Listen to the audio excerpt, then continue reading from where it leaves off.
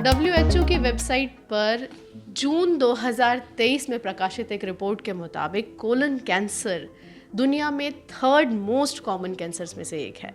इसके अलावा इस वेबसाइट पर यह भी बताया गया कि कोलन कैंसर के कुल मामले यानी कि दुनिया भर में जितने भी कैंसर के मामले आते हैं उनमें 10% जो मामले हैं वो कोलन कैंसर के होते हैं। इसके अलावा दुनिया भर में होने वाली कैंसर रिलेटेड डेथ्स में जो कारण कोलन कैंसर बनता है इसके पीछे उस पे वो दूसरे नंबर पर आता है। यानी कि कैंसर से होने वाली कुल मौतों में जो कैंसर सबसे ऊपर है उसके बाद जो दूसरे नंबर पर कैंसर आता है वो कोलन कैंसर ही है।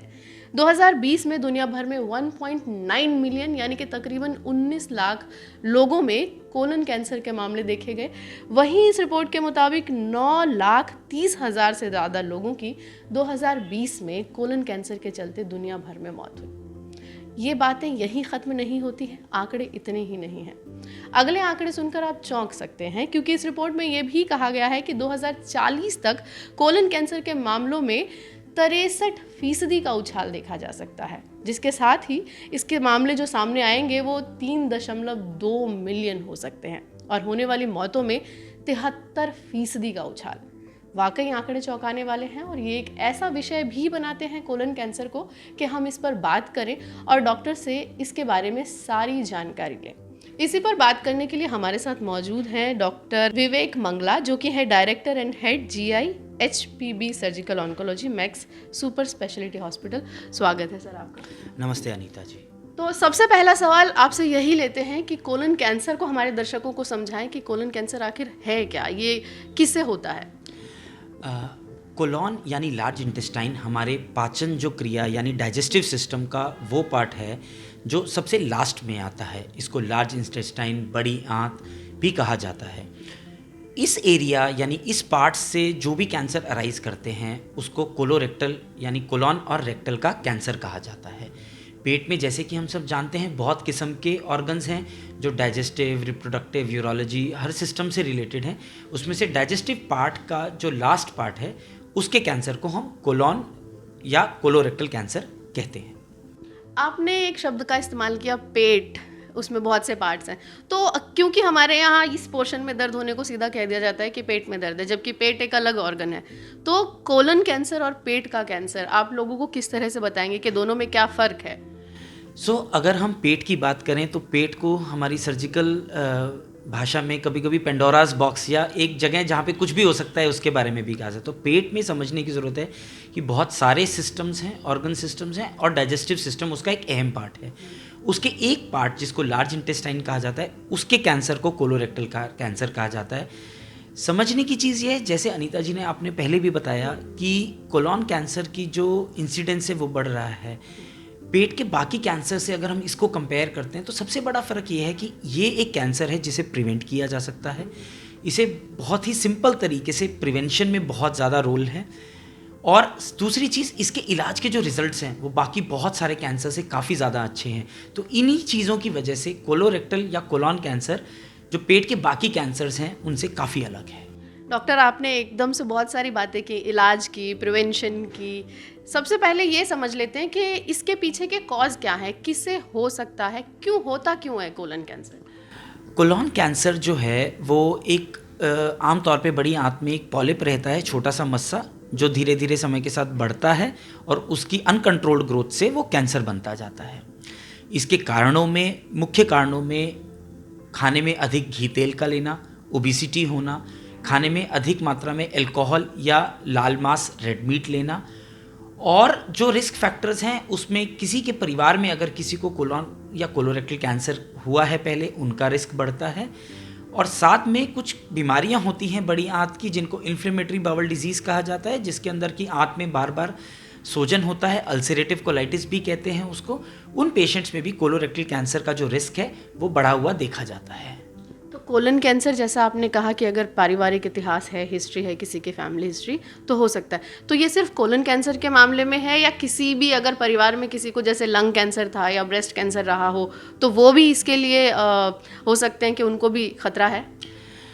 अनीता जी, इसमें जो समझने की चीज़ है वो ये है कि जो कोलॉन कैंसर का रिस्क है वो कुछ और कैंसर्स के साथ भी जुड़ा रहता है, जो कुछ डिफाइंड जेनेटिक सिंड्रोम्स रहते हैं।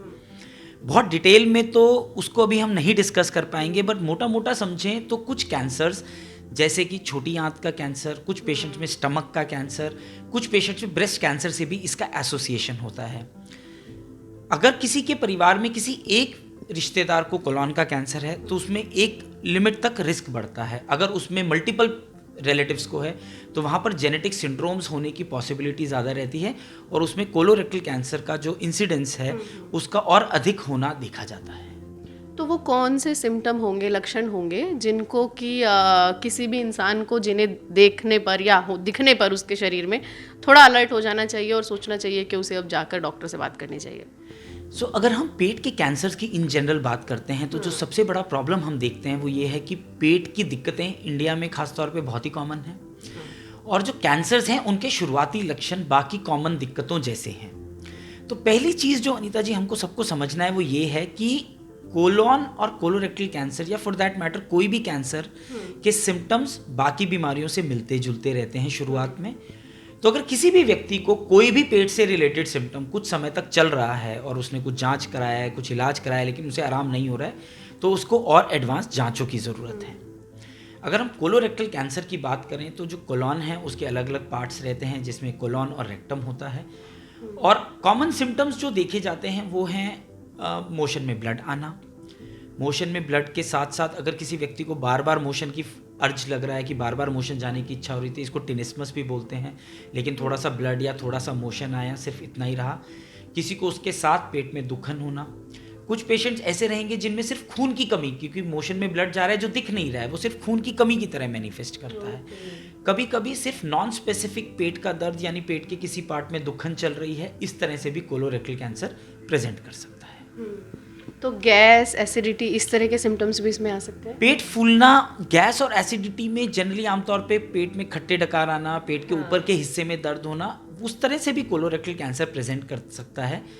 समझने की चीज़ है कि शुरुआत के सिम्टम्स कभी कभी बहुत ही वेग या नॉन स्पेसिफिक हो सकते हैं। कोई भी लक्षण अगर परसिस्ट कर रहा है तो उसमें जांच करनी ज़रूरी है।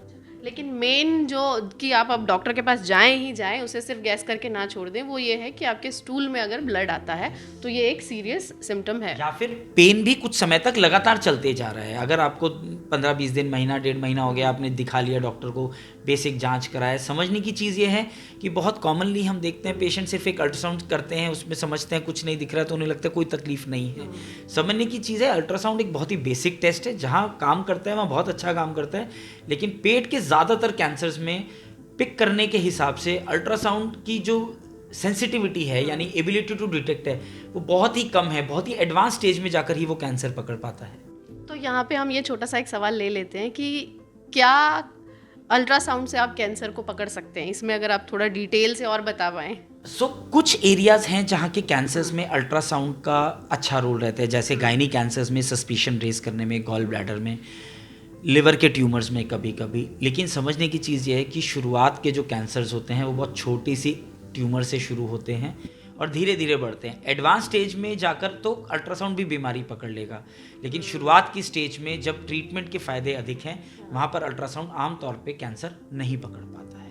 हाँ, और लोग गलती यही करते हैं कि वो देखते हैं अरे अल्ट्रासाउंड में कुछ नहीं आया, बायोप्सी के लिए हम क्यों जाएं। तो वो केस जो जांच के लिए क्यों जाएं, किसी भी जांच के लिए जो शुरुआत में पकड़ा जा सकता था आप उसको डिले करके उसकी स्टेज बढ़ा देते हैं। हाँ, तो अब जब हमने बात करी है कि पकड़ा जा सकता था और स्टेजेस के बारे में, तो कोलन कैंसर की स्टेजेस कितनी होती है? मुझे यहाँ भी करेक्ट करना होगा कि मैंने शुरुआत में कहा 90% ये प्रिवेंटेबल है, क्या ये ठीक है? अगर हम कोलोरेक्टल कैंसर की बात करें तो मेरा ऐसा मानना है कि ये 90% से भी ज़्यादा प्रिवेंटेबल है। उसके कारण ये हैं कि जो कोलन कैंसर बनता है, जैसे मैंने बताया, एक छोटे से मस्से से शुरू होता है जिसको पॉलिप बोलते हैं। आम तौर पे उस पॉलिप को कैंसर बनने में 30 से 10 साल का वक्त लगता है। तो अगर इस दौरान किसी की कोलोनोस्कोपी कर जांच में वो पॉलिप देख लिया जाए और निकाल दिया जाए तो कोलोन कैंसर का रिस्क ख़त्म किया जा सकता है। पहली चीज़ तो ये। दूसरी चीज़, हम आपके वापस स्टेज वाले सवाल पर आते हैं। किसी भी कैंसर की जो स्टेजेस होती हैं वो स्टेज 1 to 4 माना जाता है। 1 अर्ली स्टेज, 4 एडवांस स्टेज। जो फर्स्ट स्टेज होती है उसमें आमतौर पे जो ट्यूमर है वो जो ऑर्गन जहाँ से अराइज किया है वहीं पे एग्जिस्ट करता है। बहुत ही अर्ली कैंसर स्टेज 1 कहा जाता है। स्टेज 2 में कुछ कैंसर्स में अलग अलग होता है, लेकिन जो अगर हम कोलोन और या कोलोरेक्टल कैंसर की बात करते हैं, तो अगर कोलोन में ही कैंसर कन्फाइंड है, यानी जहाँ से अराइज किया वहीं कन्फाइंड है, तो उसे स्टेज 1 और 2 कहा जाता है। अगर आसपास की लिम्फ नोड्स या लिम्फ ग्रंथियों में ये डिजीज़ गई है तो उसे स्टेज 3 कहा जाता है। स्टेज 4 कोलोरेक्टल कैंसर वो होता है जो शरीर के बाकी हिस्से में फैल गया है। अगर हम कोलोरेक्टल कैंसर की बात करते हैं तो उसमें स्टेज 4 को 2 हिस्सों में बांटा गया, जिसकी वो कितना अहम है वो उसके बारे में हम आगे बात करेंगे जब हम स्टेज 4 में क्योर की बात करेंगे। तो स्टेज 4A होता है जिसमें पेशेंट को एक लिमिटेड सी डिजीज़ फैली है, शायद लिवर में, कभी लंग्स में या पेट की झिल्ली जिसको पेरिटोनियम बोलते हैं। और स्टेज 4B जिसमें पेशेंट को जगह जगह डिजीज़ फैली हुई है, जिसको कि अनरिसेक्टेबल यानी जहाँ पे बीमारी को निकाला नहीं जा सकता, स्टेज 4B कहा जाता है। डॉक्टर, आपने कहा कि अगर शुरुआती दौर में, शुरुआत में ही इस कैंसर को पकड़ा, कैंसर शायद ना कहें, अगर आपके कोलन में कोई पॉलिप है, अगर आप उसे समझ लेते हैं, पकड़ लेते हैं किसी टेस्ट में, तो उसको कैंसर बनने से ही रोका जा सकता है। आपने उसको निकाल दिया जाता है तो उससे कैंसर बनने का रिस्क खत्म हो जाता है। तो आप कैंसर को ही टाल सकते हैं, आप कैंसर को, अगर आप इसको आसान शब्दों में कहना चाहें। लेकिन ऐसा क्यों है कि फर्स्ट स्टेज में पकड़ पाना मैक्सिमम कैंसर्स को डिफिकल्ट होता है? लोग क्यों एकदम 3rd या 4th स्टेज पर ही डॉक्टर के पास पहुंचते हैं? उसके मल्टीपल कारण हैं, जिसमें कुछ कारणों पे मेडिकल साइंस और जो सोसाइटी, गवर्नमेंट्स काफ़ी काम कर रही हैं। पहले तो पेशेंट का इसमें कहीं कहीं लैग्स आते हैं। सबसे पहला लैग आता है पेशेंट को सिम्टम होना ही नहीं, जैसे मैंने बताया शुरुआती सिम्टम्स होंगे ही नहीं या बहुत वेग होंगे, तो एक कारण ये रह जाता है। दूसरा, कभी कभी पेशेंट के सिम्टम्स हैं जो कि उनको दिक्कत पता चल रही है लेकिन वो समय से उसकी जांच नहीं कराते हैं। तीसरी चीज़, हम कितनी बार देखते हैं कि पेशेंट्स जिनको स्टेज 2-3 डिजीज़ डायग्नोज हुई है वो इलाज में लापरवाही करते हैं, जिसकी वजह से बीमारी बढ़ती जाती है। जब तक वो डिसाइड करते हैं कि ट्रीटमेंट कराना है, उसका बहुत लेट हो जाता है, जिसकी वजह से आउटकम्स ट्रीटमेंट के अच्छे नहीं रहते हैं। तो अब हम बात करते हैं स्क्रीनिंग की। आप शुरू से आप एक ही बात कह रहे हैं कि अगर इसको टाइमली पकड़ लिया जाए तो कैंसर को ही रोका जा सकता है, कैंसर बनने से ही आप उसको रोक सकते हैं। तो स्क्रीनिंग इसमें कितनी अहम है, ये कब करानी चाहिए? और अगर हम कोलोरेक्टल कैंसर की बात करते हैं तो अगर हम वेस्टर्न वर्ल्ड की बात करते हैं, यूरोप में, अमेरिका में, तो वहाँ पर कोलोरेक्टल कैंसर की स्क्रीनिंग 45 साल की उम्र से शुरू कर दी जाती है। जो टेस्ट किया जाता है वो कोलोनोस्कोपी टेस्ट है, जिसमें कि मोशन के रास्ते से एक दूरबीन डालकर बड़ी आंत को अंदर से देखा जाता है। चूँकि वेस्टर्न वर्ल्ड में जो कोलोरेक्टल कैंसर का इंसिडेंस है वो ज़्यादा है, वहाँ पर 45 साल की उम्र के बाद, हर 5 से 10 साल के बाद, और कुछ लोगों को जिनको और अधिक रिस्क फैक्टर्स हैं उनकी और जल्दी कोलोनोस्कोपी कर जांच कर ली जाती है। और जब जांच की जाती है उसी वक्त अगर पॉलिप दिखता है तो उसे निकाल दिया जाता है। इससे बीमारी से पहले वाली स्टेज पॉलिप का पता भी चल जाता है और साथ ही साथ निकाल दिया जाए तो कैंसर प्रिवेंट भी हो जाता है। आपने कहा कोलोनोस्कोपी टेस्ट के दौरान ही आप ठीक कर सकते हैं, तो ये किस तरह से काम करती है? मतलब क्या इसको हम सर्जरी में काउंट नहीं करेंगे? एक तरह से समझें तो वो एक सर्जरी ही है, लेकिन इसके लिए पेट पर बाहर कोई कट नहीं होता है। इसको मोशन के रास्ते ही दूरबीन डालकर उसको अंदर ही अंदर काट कर निकाल दिया जाता है और किसी चीज़ की ज़रूरत नहीं रहती है। पॉलिप जिसमें कैंसर नहीं बना है, या कभी कभी पॉलिप जिसमें छोटा मोटा बहुत थोड़ा सा पार्ट में कैंसर है, उसकी भी अगर उस पॉलिप को पूरा निकाल दिया जाए तो यही एनफ या सफिशिएंट इलाज होता है। उस पॉलिप जो निकाला गया उसकी ऑब्वियसली एक डिटेल्ड बायोप्सी की जांच की जाती है। अच्छा, तो टेस्ट के दौरान ही आप ठीक भी हो सकते हैं? एब्सोल्युटली। डॉक्टर, आपने बात की कैंसर के स्टेजेस की, कि अगर शुरुआत में कैंसर पकड़ में आता है तो इलाज जो है वो ज़्यादा बेहतर तरीके से हो सकता है। तो किसी भी कैंसर में स्टेज, उसकी किस स्टेज पर वो कैंसर पहुंचा है, वो कितना अहम है? स्टेजिंग जैसे मैंने पहले भी बताया, ये बताता है हमारे शरीर में बीमारी कितनी फैली हुई है, कितनी ज़्यादा है। तो ये हमें बहुत सारी चीज़ें बताता है। पहली चीज़ तो बहुत सारा कि इस बीमारी में इलाज में क्या क्या पद्धतियाँ, जैसे कि कीमोथेरेपी, सर्जरी, रेडिएशन, सिर्फ कोलोनोस्कोपी सर्जरी, किस चीज़ की ज़रूरत है। तो बहुत अर्ली कैंसर अगर है कोलोरेक्टल कैंसर तो शायद सिर्फ कोलोनोस्कोपी से निकाल दिया जाएगा या कभी कभी सर्जरी की ज़रूरत होगी। ज़्यादा बीमारी है तो सर्जरी, कीमोथेरेपी की भी ज़रूरत होगी। तो पहली चीज़ तो ये कि इलाज की कितनी पद्धतियों की या मोडालिटीज़ की पेशेंट को ज़रूरत है, ये पता चलता है। दूसरी चीज़, इसके साथ आउटकम्स डिटरमिन होते हैं, यानी जो इलाज हैं उसके रिजल्ट्स कैसे रहेंगे। अगर हम स्टेज 1 और 2 कोलोरेक्टल कैंसर की बात करते हैं तो ज़्यादातर पेशेंट्स में सिर्फ सर्जरी का रोल रहता है, इसमें कीमोथेरेपी रेडियोथेरेपी की ज़रूरत नहीं पड़ती है। अगर मोडालिटीज़ कम चाहिए तो समझ सकते हैं कि इलाज सिंपलर रहेगा, उसका ड्यूरेशन कम रहेगा, उसकी कॉस्ट भी कम रहती है, जो कि इंडिया जैसे कंट्री में बहुत ही महत्वपूर्ण हो जाती है। दूसरी बात आती है ट्रीटमेंट के आउटकम्स की। अगर हम स्टेज 1 और 2 की बात करते हैं तो स्टेज 1 और 2 में कोलोरेक्टल कैंसर में 90 से ज़्यादा % पेशेंट्स को बीमारी क्योर किया जा सकता है। स्टेज 3 के अंदर भी 75 to 80% पेशेंट्स की बीमारी को ख़त्म करके क्योर किया जा सकता है। और स्टेज 4 यानी फैली हुई डिजीज़ में भी 40 से 70% तक पेशेंट्स ऐसे होते हैं जिनकी बीमारी को पूरा ख़त्म करने की कोशिश की जा सकती है और हम इसमें कामयाब भी रहते हैं। तो समझने की चीज़ ये है कि कोलोरेक्टल कैंसर एक ऐसा कैंसर है जहाँ पे अगर किसी व्यक्ति को लिवर में 1 या 2 ट्यूमर्स आए, या कभी फेफड़े में थोड़ा सा बीमारी दिख रहा है, या कभी पेट की झिल्ली में थोड़ा सा बीमारी दिख रहा है, जो आगे चलकर ऑपरेट करके निकाली जा सकती हैं, तो उस बीमारी को क्योर कर पाने का जो चांस है वो काफ़ी सिग्निफिकेंट रहता है। तो ज़रूरत है समझने की कि अगर स्टेज 4 कोलोरेक्टल कैंसर भी किसी व्यक्ति को डायग्नोज हो रहा है तो वो इस बात से डरे नहीं, घबराए नहीं, उसका आगे बढ़ के इलाज कराएं। 70% तक क्योर भी किया जा सकता है। और अगर स्टेज 4 भी यानी वो ऑपरेबल नहीं भी है तो इस कैंसर में अगर आज modern medical treatment, chemotherapy, targeted therapy की बात करते हैं तो ज़्यादातर पेशेंट्स यानी 50% से भी ज़्यादा पेशेंट्स 2.5 से 3 साल से अधिक जीवित रह पाते हैं। और सबसे अच्छी बात है कि वो अपना ट्रीटमेंट कराते रहते हैं और उसके साथ अपना नॉर्मल लाइफ चलते रहते हैं और वो काफ़ी अच्छे समय में अपने परिवार के साथ बिता पाते हैं। 2-3 सवाल इससे मेरे दिमाग में आए हैं, लेकिन सबसे पहले ये जानते हैं कि आपने बात की कीमोथेरेपी और सर्जरी की, उसको रिमूव करने की, ये कैसे डिसाइड होगा कि इस लेवल पर या इस कैंसर में जो है कीमो किया जाएगा और यहाँ सर्जरी? जैसा हमने बताया, इसके लिए पहले तो डायग्नोसिस होना है, जांचें होनी है जिसमें कोलोनोस्कोपी, सीटी स्कैन, एमआरआई, कभी कभी पेट स्कैन की ज़रूरत भी रहेगी। तो ये चीज़ें हमें ऑपरेशन से पहले स्टेज या ट्रीटमेंट डिसाइड करने से पहले स्टेज के बारे में बताते हैं। बहुत सारी साइंटिफिक शोध चलती रहती है, मेडिकल साइंस रिसर्च करती रहती है ये देखने के लिए कि किस स्टेज में किस तरह से इलाज करने में पेशेंट को सबसे अधिक फ़ायदा मिलता है, कहाँ इलाज हम ओवरडू ट्रीटमेंट तो नहीं कर रहे हैं, कहीं अंडर ट्रीट तो नहीं कर रहे हैं। तो स्टेजेस के हिसाब से ट्रीटमेंट डिसाइड होता है। जैसे मैंने बताया स्टेज 1 और 2 में सिर्फ सर्जरी का रोल रहता है। अगर हम स्टेज 3 कोलॉन कैंसर की बात करते हैं तो उसमें आमतौर पे पहले सर्जरी कर बाद में कीमोथेरेपी दिया जाता है।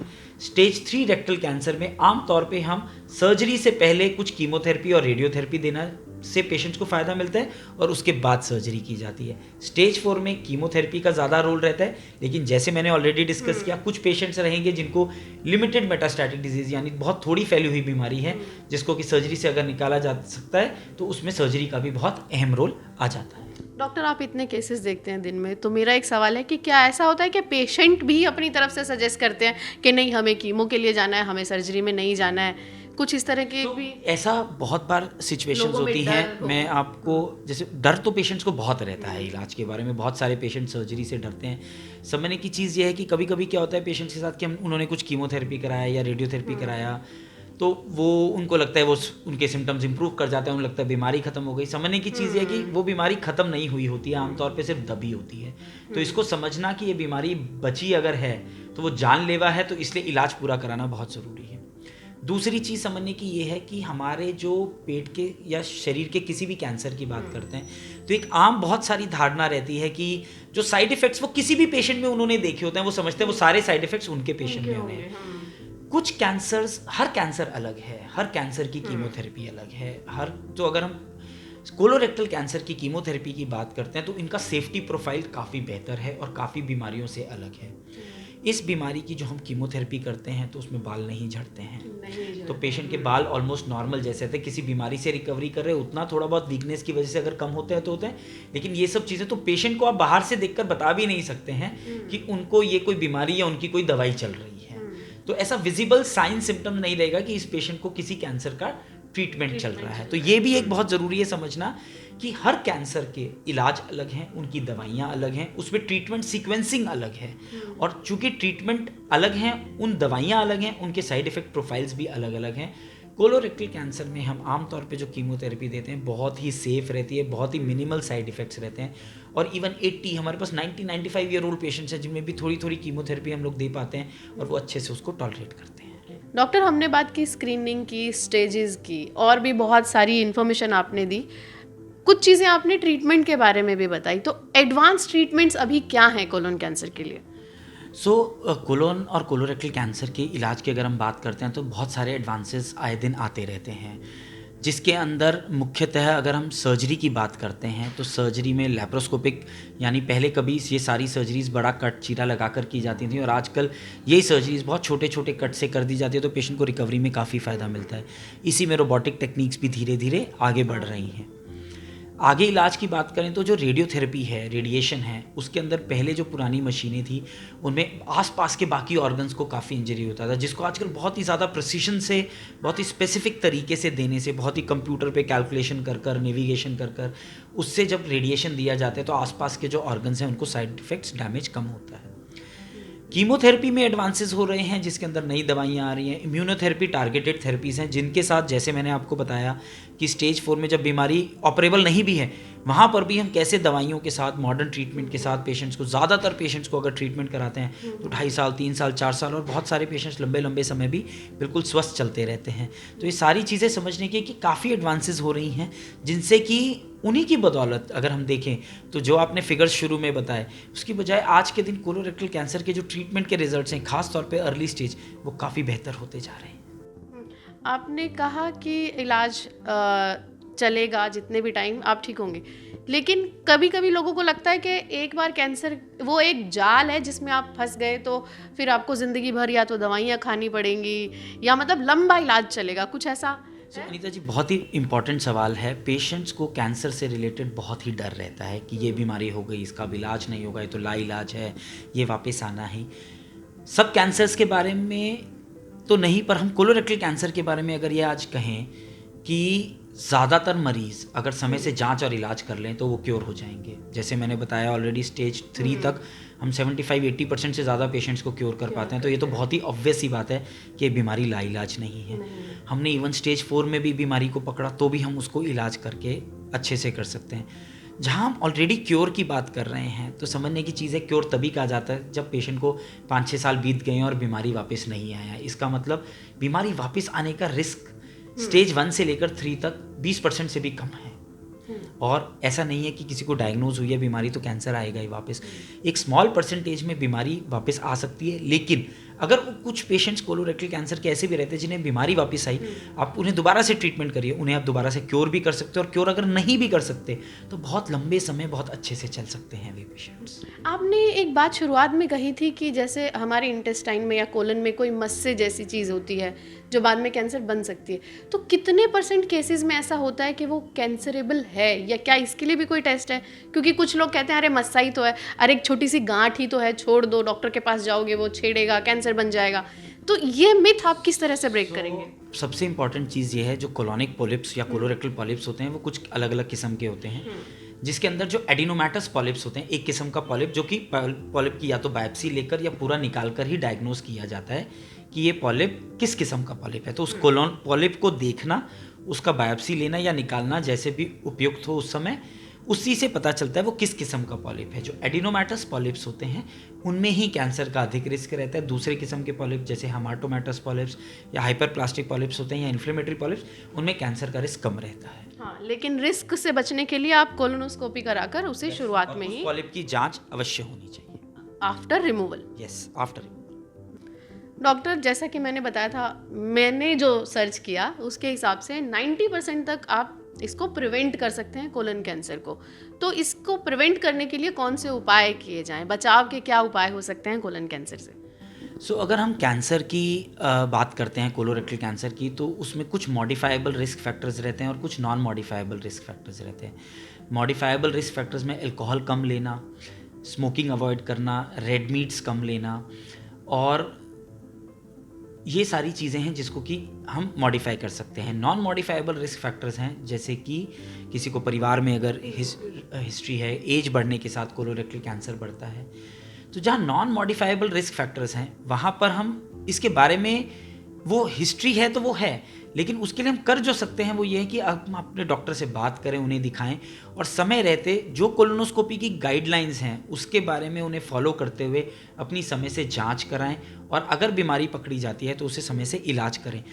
कोलोनोस्कोपी एक कोलोरेक्टल कैंसर या कोलॉन कैंसर को प्रिवेंट करने की सबसे बढ़िया और सबसे बड़ी स्ट्रैटेजी है।